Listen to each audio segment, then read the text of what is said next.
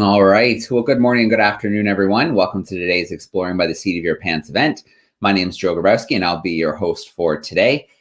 Lots to talk about today. If you've been tuning in this month, you know that we've had over 50 events to kick off the new school year in September. We've just launched our October lineup, which includes a lot of amazing events, including the 2021 Sloth Ironman Games, as well as our space exploration events for the month. With World Space Week coming up, we will be talking space exploration all month long. So I'm going to share a quick banner here. If you haven't been there already, exploringbytheseat.com is where you can find all those events that are coming up, and you can register to join us. So there it is. This September, we talked about ocean plastics throughout most of the month. And so that's what we're going to wrap up with today. We're going to have our final ocean plastic event. But before we get there, I want to get the classrooms ready, because we're going to have a Kahoot like we've been doing all month long, but it's going to be a little bit different today. Instead of a quiz style, it's going to be a little bit more of some poll questions, so we can see what students are thinking about their plastic use out there. So I'm going to share the link. If you want to get ready in your classroom, that's kahoot.it, and it's going to ask you for a PIN number. And lucky for you, I'm going to pop one of those up on the screen in just a moment. So throughout our speaker, Sarah's presentation today, she's going to ask a few questions, and we can pop in. I can load up those questions, and you can put in your answers or your thoughts there. So that's the address there. Let me share my screen and pop that PIN number up for you now. Okay, here comes the PIN number. Today's PIN is going to be 3381534. So hopefully I see some students starting to join us shortly. 3381534. And then, yeah, we'll kind of pop into the Kahoot in and out a few times to get some of your thoughts and some of your answers there. So great. I see some students joining us already, which is perfect. And just a reminder, if you're in the classroom and you don't have one-to-one devices, that's not a big deal. Your teacher can pop it up at the front, and you guys can kind of shout out your answers and do it together.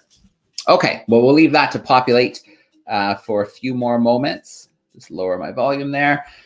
And while we wait to start, I'm going to introduce our speaker. So let's get this screen share out of here. There we go.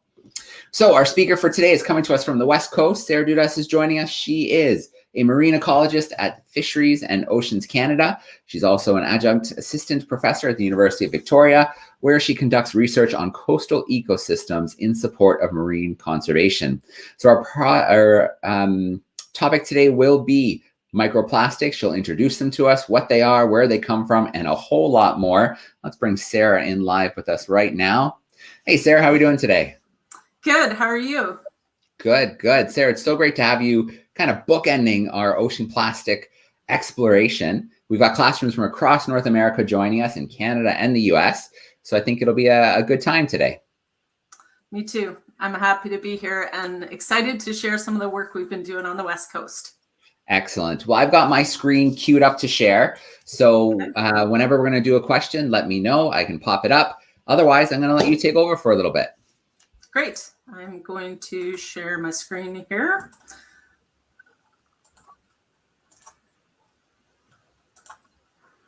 Okay. Do you see my presentation? It is full screen and ready to go. Looks good. Fantastic. Well, thank you so much for having me here as part of the series on ocean plastics and plastic pollution. It's my pleasure to be the final one to talk about it. And I hope that you learn a lot over the course of the next hour, and I'm looking forward to hearing your questions and what you're curious about at the end. Today, I'm going to be talking about some of the work we've done here on the West Coast on microplastics and our coastal ecosystems and what we've learned. And then I'm going to shift into talking about what I've learned about plastic use in my life and what we can do about it. Now, the work that I'm going to be talking about is the work of a lot of students, a lot of different people and organizations that you can see on the screen. And I do want to mention that I'm speaking to you today from the Sunemu unceded territory, and the work that we've done has happened at a lot of incredible territories of our First Nations around the province, the Taloquit, the Wee-Wai-Kai, the Wee-Wai-Kum, the Comox First Nation, the Hamalko as well. So wanted to acknowledge that we've had the privilege of working on those traditional territories. Now, I'm going to hit you with some shocking numbers today, and they're going to be hard to hear, but we need to listen to them, and we need to recognize them to understand the magnitude of the challenge we face with plastics. So the first number, 51 trillion microplastics are already present in the ocean.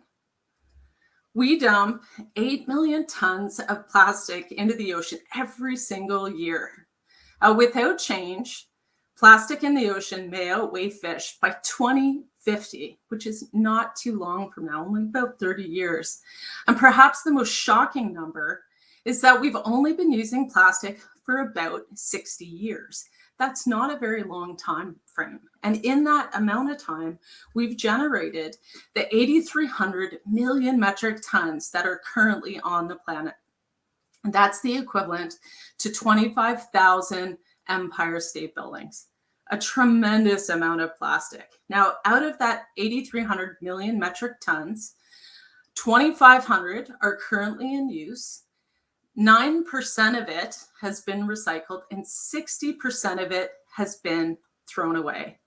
So that leaves the majority of plastic that we've ever produced on the planet to break down into smaller and smaller pieces into what scientists call microplastics.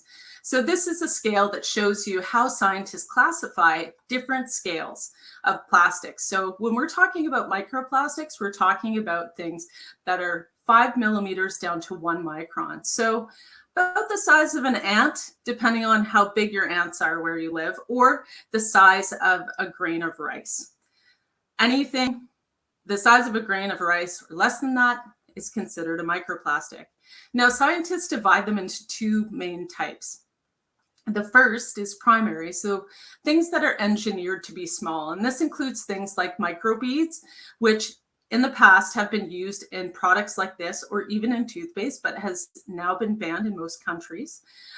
There are also things like polystyrene beads, and they show up in all sorts of things from different types of like styrofoam floats or inside pillows or stuffed animals, and things like nurdles, which are shown this person holding them in their hand. And nurdles are plastic resin pellets that can be melted down and turned into just about anything, but they're also used themselves just as plastic pellets. If you have stuffed animals at home, if you feel the bottom of them and you feel something hard and round, chances are it's going to be nurdles. They're used in lots of different things. We also have secondary microplastics, and those are the plastics that are generated when macro or larger plastics are broken down into smaller pieces, from being tossed around on a beach, broken down by the sun, oxygen, slowly breaking that macroplastic into smaller and smaller particles. Now, some of these secondary microplastics are less obvious. Tires are a big generator of them. Most tires are made of some kind of synthetic polymer or plastic. And as we drive around, they're getting worn down and releasing tire dust, which is a microplastic. And then there are fibers. Microfibers from textiles and the clothing we wear are a significant contributor to microplastics. The Oceanwise group at the Vancouver Aquarium has done incredible research showing us exactly how much microfiber pollution we're releasing. And they estimated that on average, 533 million microfibers are released for each house. And that adds up to 85 quadrillion microfibers going into wastewater in Canada every year. 16 quadrillion of those are left untreated and may be released into the environment or sit in a septic tank. 65 quadrillion are caught and retained in wastewater treatment, while 3.5 quadrillion fibers make their way into our aquatic environments, rivers, lakes, oceans, which is the equivalent of 10 blue whales. That's a tremendous amount of fibers just coming from our clothes. So it's no surprise, given the amount of fibers and microplastics that are making their way into the ocean, that when scientists started to look inside animals to see if they're eating the microplastic, they found them pretty much everywhere. From the bottom of the food chain and things like zooplankton, all the way up through clams, shrimp, fish, turtles, all the way up through marine mammals. Pretty much everywhere scientists looked, we found them inside marine animals. When the animals eat these plastics, they can have physical impacts, abrasions or scrapes from eating the plastic, blockages, just irritation from eating the plastics. They can translocate from their stomachs into their body tissues if they're small enough, and this can impact their health. And then there's the chemical impact side of things. So plastics are made up of different additives and monomers, and those chemicals in the plastics can leach out of the plastics into the environment or into the body of an animal that ingested them. And then we also have contaminants and chemicals in the water, hydrophobic contaminants that hate water. And when they bump into a microplastic particle, will stick to it because they don't want to be anywhere near water. So microplastics have the potential to concentrate contaminants in the surrounding water onto the plastics themselves.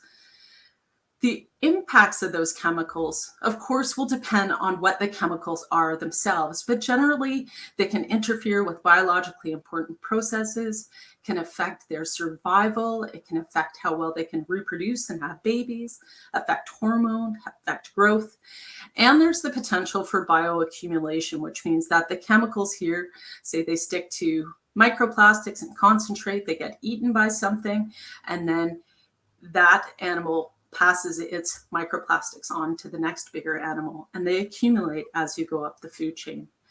The potential for bioaccumulation as the microplastics move from the environment into the animal, the microplastics also move throughout the ecosystem. And this figure shows microplastics as red particles, and you can kind of follow them along as they move through the food chain, floating on the surface, getting into zooplankton, then getting into fish, or sinking down to go into the bottom, into the sediments, or landing up here on the beach. As a marine ecologist, I focused much of my research on this part of the marine ecosystem, focusing on beach habitats and habitats that look a lot like this. This is where we study animals that live in this habitat and how the biological communities change with different habitat types. And some of these different habitat types are habitats that have been modified by human activities, for example, activities like aquaculture. So some of the beaches that we study look like this. This is an example of a shellfish farm on the west coast. And on the front of the beach here, covered in algae, is an anti-predator net. It's netting, almost like a fish net, laid down on the beach to prevent things like birds or crabs from eating all the clams that are underneath that a farmer would wish to harvest. Farther down in the intertidal zone, closer to the water, these are plastic fences, which have also been covered in algae, but the plastic fences create little corrals of sorts to keep oysters that are meant for harvesting at different times or different types of oysters in one spot. So these are some examples of the types of plastic things that might be used on a shellfish farm. And as my students and I were out in these environments studying the biological communities that live in these different habitats, we started to ask questions about how this plastic infrastructure might affect the clams and the oysters living underneath and around them. And as scientists learned more about microplastics, we started to wonder if perhaps the clams and oysters in this environment might have more microplastic inside them than clams and oysters on a beach that doesn't have this kind of thing. So we came together and came up with a number of research questions. And I'm going to focus on just a couple of the questions that we've studied today. Particularly, how much is there and where is it? Is there more on a shellfish farm, an aquaculture site with the plastic netting than on a beach that doesn't have that? And what kind is it? Is it beads? Is it fragments? Is it fibers? What are we seeing out there in our marine ecosystem? So to do this work, what we did was we took a whole bunch of clams and marked them and buried them on beaches across BC for the summer. Now, I know many of you are from all over. So to put this in context, here's Canada.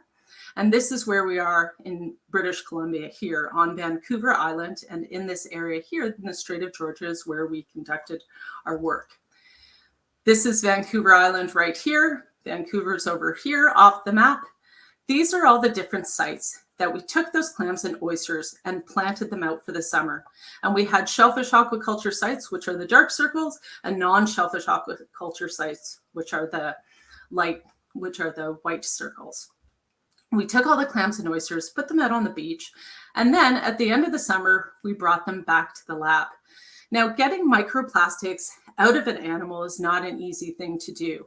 What we have to do is put the tissue into a chemical, in this case, potassium hydroxide, and let it digest the tissue. We then filter this mixture onto a filter paper, which leaves us with a lot of bits, including the microplastics. Now, it's really tricky to study microplastics without your samples getting contaminated with microplastics, because there are microplastics in the air right now, which is why when the students were counting all of these microplastics, they put it underneath this microscope with a plastic bag over top of it to prevent the fiber contamination from the air. Now, we identify the microplastics just looking underneath the microscope, but it's hard to determine what is a natural fiber versus a microplastic fiber. So we followed that up with analysis using a much more advanced system, either Raman spectroscopy or Fourier transform infrared spectroscopy, which helps us identify what is plastic and what is not. So after my students went through all of these different samples, this is what we learned. I'm going to take a moment to walk you through this because there's a lot of information on this figure. First, we have particles, microplastic particles for individual. And then each of these boxes represents a different site that we planted things to. The blue bar represents the initial concentration of microplastic. Gray bar represents the aquaculture site. White, the non-aquaculture site. And then we also outplanted clams and oysters to urban places, and that's the red bars, Vancouver Harbour and Victoria Harbour. And the first thing I want you to notice is that the number of particles that we saw per individual were quite low. You can see here we're only going up to 2 here for the clams, about 3 here for the oysters. The other thing I want to point out is that it's quite variable. You can see the concentrations are low, but changing quite a bit. And there is no difference between aquaculture and non-aquaculture sites. We don't see clams and oysters having more microplastic in them when they're raised on a shellfish aquaculture farm than if they're not. And we don't see a difference between clams and oysters on aquaculture and non-aquaculture sites compared to more urban environments. So we learned that clams and oysters have low numbers of microplastics in British Columbia. The average was about 0.22 microplastics per individual, ranging anywhere from 0 to 3. So those are pretty low numbers. We also learned that microplastics are everywhere. They were at every site that we went to and observed them in almost every single clam and oyster. And whether they were raised on a shellfish farm or not, didn't impact how much microplastics were inside them. By far and away, fibers were the most common type of microplastic that we found. And they weren't the fibers associated with the synthetic ropes and netting used in shellfish aquaculture. They were fibers associated more with textiles, so things that we would wear. Now, we've learned a lot from the work that we've done.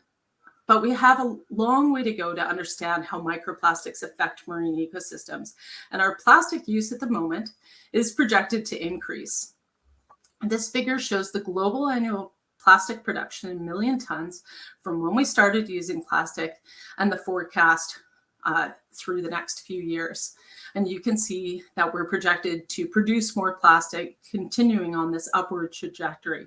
And it's interesting that more than half of all the plastics ever produced have been made since the year 2000. So we've really ramped up how much plastic we're using. I wanted to get a better understanding of how large macro and microplastics were a part of my life to help me identify how I could change things about my behaviors and how I do things to help target solutions. So for one day, I decided to document the plastic I use by taking a photo every single time I touched plastic. And then at the end of the day, putting it all into one spot. And this is what my day looked like.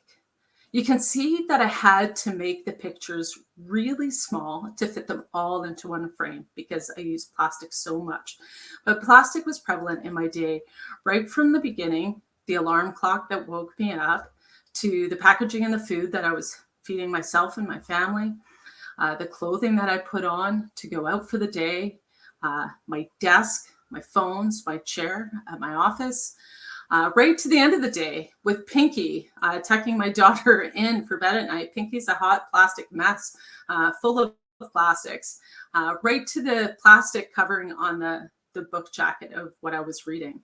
Now, microplastics are in every element of my day too. They're just harder to see, but they were there from the microplastic fibers in the tea bag that I was drinking, to the tire dust generated as I drove around, to dropping off my daughter, the plastic gem in her ring, the plastics, the nurdles and her stuffy and the fibers, the synthetics it was made out of, to the lint and the laundry that I did, to putting up my daughter's artwork with sequins and glitter.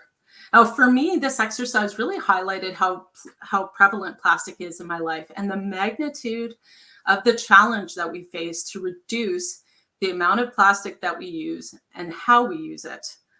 But we've got a good place to start from, and that's the good old 3 R's: reduce, reuse, recycle. And this is a phrase that was introduced in the 1970s, and these actions are still equally important today, but our environmental challenges have grown over time. So our solutions have to grow as well. So we need to add these new 3 R's: rethink, redesign, and refuse. We need to think bigger.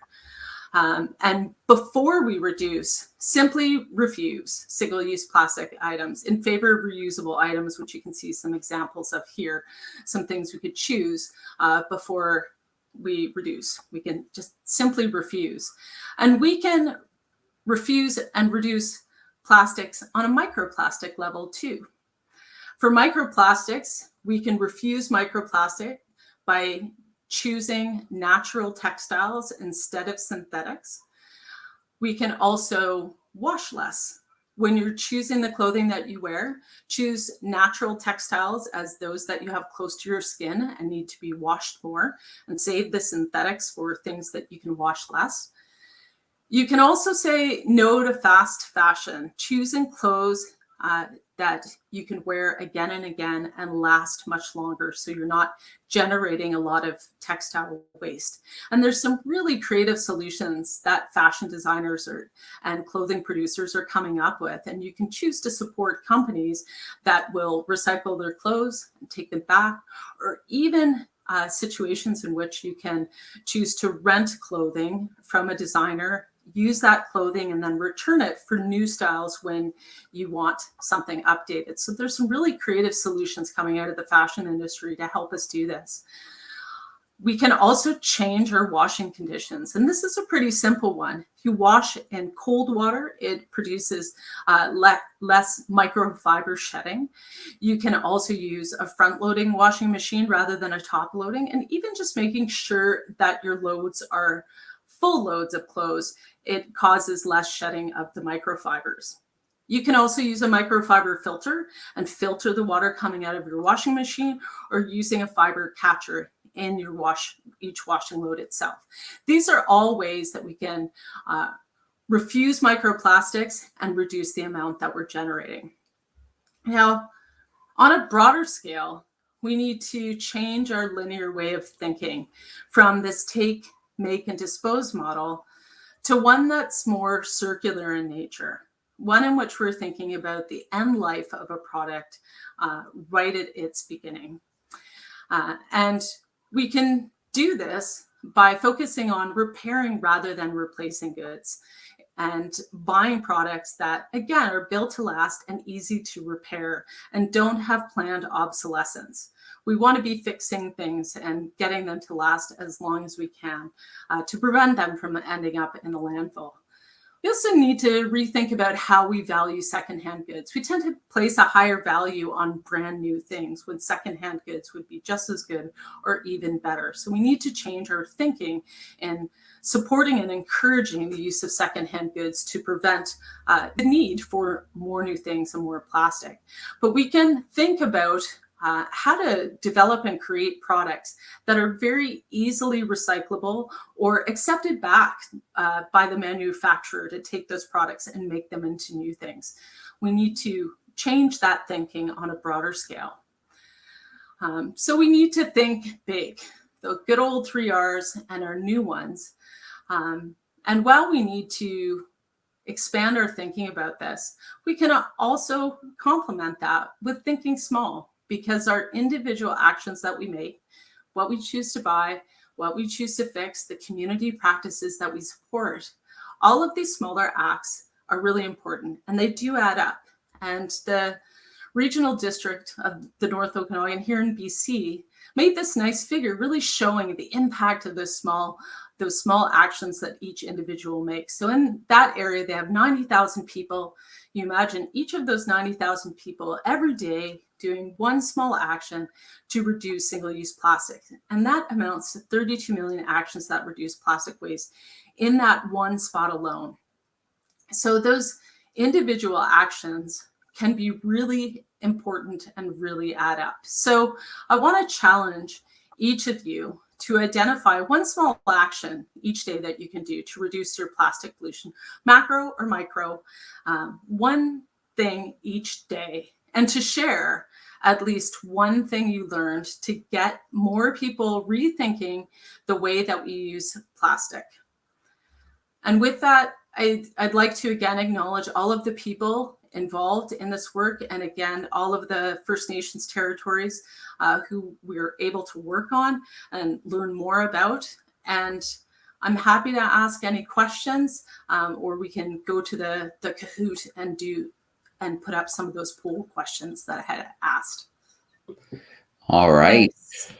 Well, Sarah, thank you so much for sharing today. Some of those numbers are just, staggering when you look at the amount of plastic that's entering into our oceans, the amount of plastic that we've made in the last 60 years, and how much of that is already in the waste system. So thank you so much for sharing some of those statistics. And of course, the new R's. It's so important that we think of other ways that we can prevent plastic from getting into the system, and those redesigns and the refusal can go a real long way.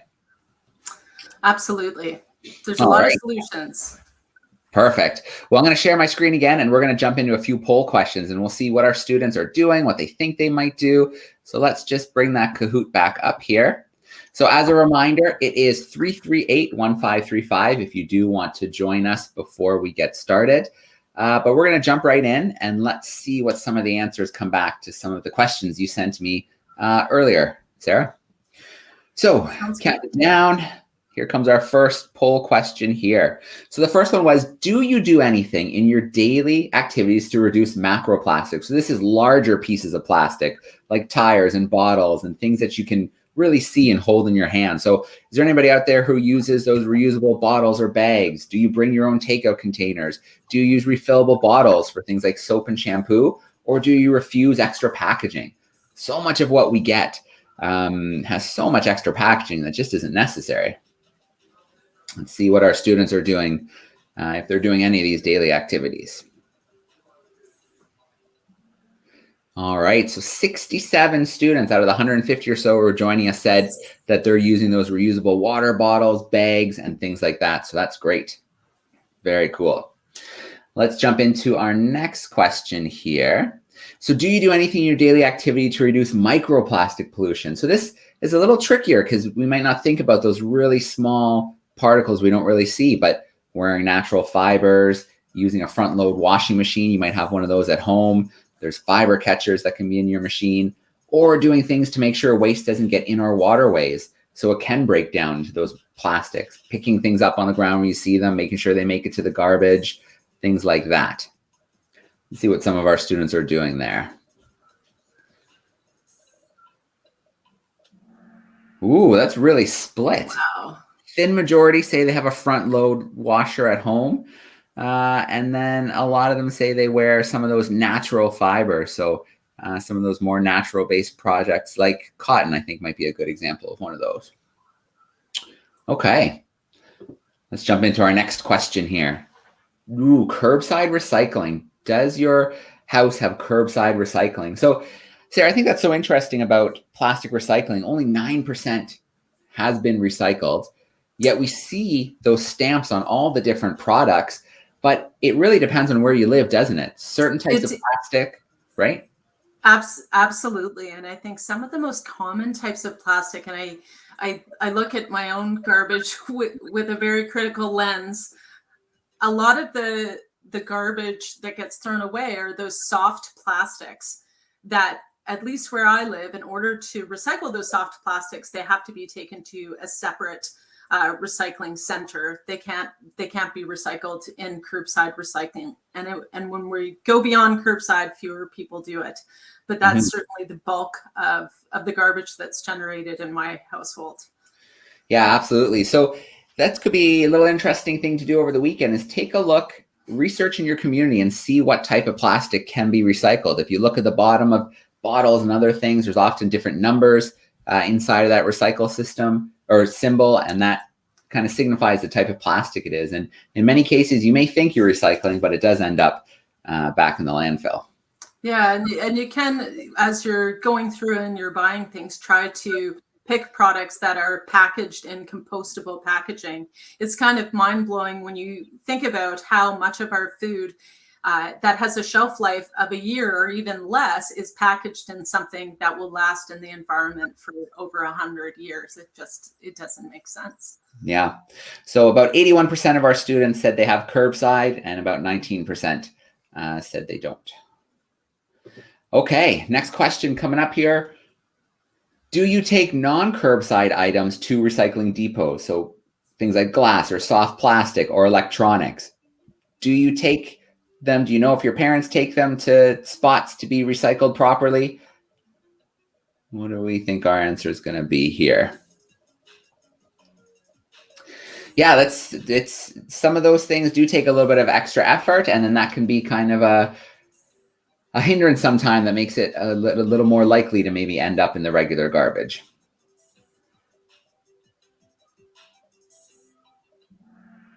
Ooh, pretty split. About 52% said yes, and about 48% said no. So another thing that we could do is think about what we're throwing away, and is there places we can take our electronics and other things to make sure they are recycled properly? All right, our final question after, spending some time learning a little bit more, what are some things you're most likely to do? Are you more likely to start using reusable containers? Maybe only wash your clothes in cold water? Support companies who make things that last longer or are completely recyclable? Or maybe stop using things like glitter or sequins or other small plastic items in your crafts? What's a change you might want to do now?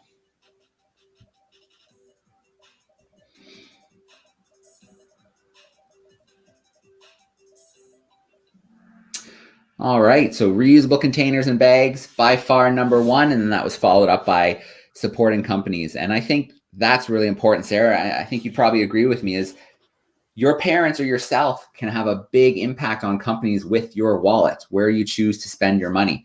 I think we'd see companies pretty quickly change their practices if people change the way they purchase things. Absolutely. All right, well, let's come back from that.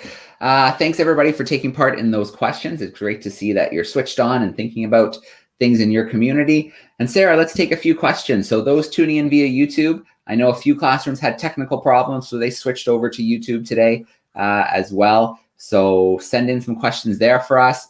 And then let's meet a few of our classrooms as well who are on camera with us. Let's take some of their questions. So I know, let's see, we've got some 7th graders who are hanging out with us in Ohio. Let's bring them into the call here. Hey, 7th graders, how are we doing? Hi. Hi. We're actually 6th grade, sorry. That's okay. Good. That was my fault.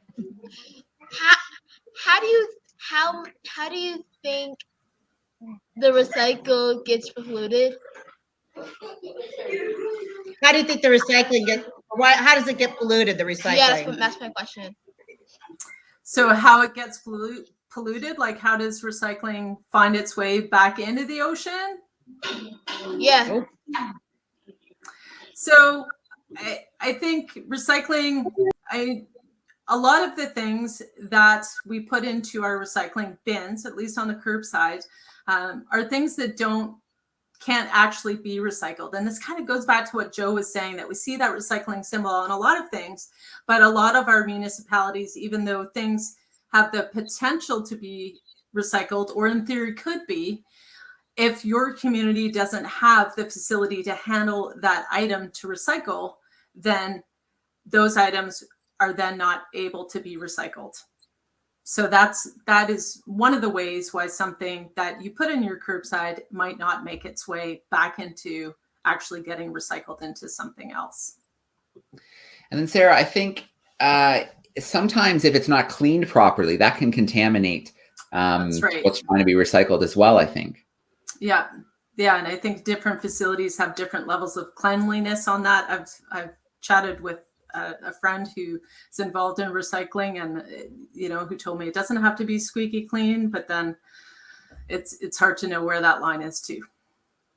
All right, let's jump to, let's see, whoops, there we go. Let's jump to Oakville, Ontario. I've got some 6th graders hanging out with us. Let's bring them in here. How are we doing, Oakville? Awesome. You want to say hi? Hi. Hey, everyone. We've been learning about biodiversity, and we're just wondering the impacts of microplastic in the ocean and how that impacts biodiversity. That's a great question, and I spend a lot of my time studying biodiversity on the coast and trying to, like I said, understand how habitat changes affect what animals can live in different spots. So, we're still learning about how much microplastic we have and where it is and what animals it's most likely to affect. And if it affects animals, how much? Is it going to kill them? Is it going to reduce the amount of offspring that they can have? So we don't know at this point how it would affect biodiversity, but it could affect things if ingestion of microplastics and the associated contaminants affect how well an animal can grow or reproduce. It could result in less of those animals. It could also affect biodiversity by degrading the habitat. If there was a buildup of microplastics in an animal's habitat that affected how they could use that habitat or live in that habitat, it could affect diversity in that area. So one thing that's really interesting about the field of microplastics is that it's really exploded over the last 10 or 15 years. So we're literally learning more every single day about what this, relatively new pollutant means for the ecosystems and for all the animals that live in it. All right. And I think for a couple reasons, it's a little bit exciting because exploring and new careers in marine science, right? We have so much to learn and so much left to discover, but then it's really scary as well because we're putting so much plastic into the system. It goes from different levels of the food chain and accumulates. It collects toxins, which kind of come up to us. So we really need some of those answers as to how plastic is. Yeah, we do. But one of the things that gives me the most hope about this, our oceans and our earth have so many problems and pressures on them that it can feel overwhelming at times. What do we do when we have so many problems? But with microplastics, we need to know all the answers about how it's affecting our ecosystems, but we know what the solution is right now. And that's one of the things that really gives me a lot of hope. We need more science. That's important. We don't have to wait for it to do something about it. Absolutely. And the analogy I like is a lot of people ask about cleaning it up out of the environment. But if your bathtub was overflowing, would you be mopping up the tub or would you turn the tap off first? Yeah, so I love that hit one that too. first. Yeah, it's a good Turn off the analogy. tap. So we have, let's see, another class in Ontario, grade 5-6 with Miss Coffee. Now I know their microphone was acting up, so still acting up on us. So Miss Coffee, if you can still hear and see us, if you send a message in the chat, it's called the private chat. We'll make sure that we work in a question, but I'm going to zip over to YouTube here and grab a question from there. So class on the West Coast, Miss Trench's class is wondering, when plastics are in the landfill, can they still escape to make it into our water system?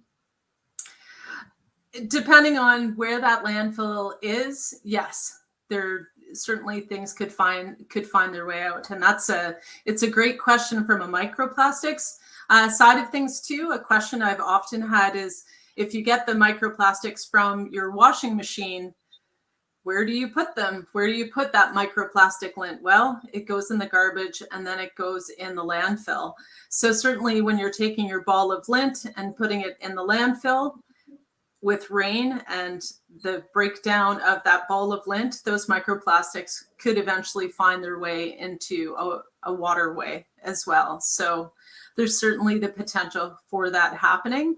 So it kind of goes back to what the point Joe was raising, that it's more effective if we turn off the tap and just try to use as little plastic as we can, and to put that pressure onto companies to package and use that plastic in a more ecologically responsible way. All right. Well, those who are tuning in via YouTube, don't be shy. Pop in a few more questions for us. Another question here is about islands. So we hear about these trash islands, these plastic islands in the ocean. What in fact are those? Are these large kind of collections? What does one of these islands look like? So they're people have often referred to the Great Pacific Garbage Patch. And when you think about that, you imagine a big trash island. And that's not what it really looks like. There's a lot of plastic that can often get brought together by ocean currents. But depending on where you are, they're not going to look like a true island of plastic. It's more relative to if you're looking at microplastic concentrations in one patch of water versus another patch of water, and currents can bring those together, creating a higher concentration of plastic in certain spots. Yeah, so not like an island you could get out on, but a higher concentration. If you were kind of collecting maybe some larger material as well. We've been talking to an ocean rower, and he's making his way across from California to Hong Kong. So he's in Hawaii right now. He's made it that far. And so, yeah, he says he doesn't see a lot, but, if he puts a net or something through the water, he can collect kind of those particles. Sometimes bigger pieces of styrofoam are floating. And then the thing, too, about the plastic is it's not just at the surface. It's spread throughout the entire kind of water column in the ocean. And a lot of it is sunk down right to the ocean floor. That's right. Okay, another question here. This is from looks like Mr. Mendoza.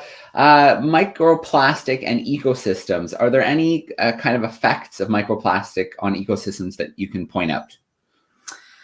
So we don't have any evidence of an ecosystem level effect of microplastics. Not yet, anyway. As I mentioned, we're still at the beginning of understanding how microplastics move through food webs. And I didn't, with the limited amount of time today, didn't get a chance to share some of the amazing work one of my graduate students has done, looking at how microplastics move around marine food webs here on the West Coast. But we're starting to take our kind of individual species specific questions and taking them to that broader scale to see if there's any evidence that there would be an ecosystem level effect. And at this point, from what we've learned so far, there isn't evidence that there would be an ecosystem level effect at this point. That's not to say that there might not be something discovered in the future about that. One thing I also always keep in mind are that we have a lot of pressures on our marine ecosystems.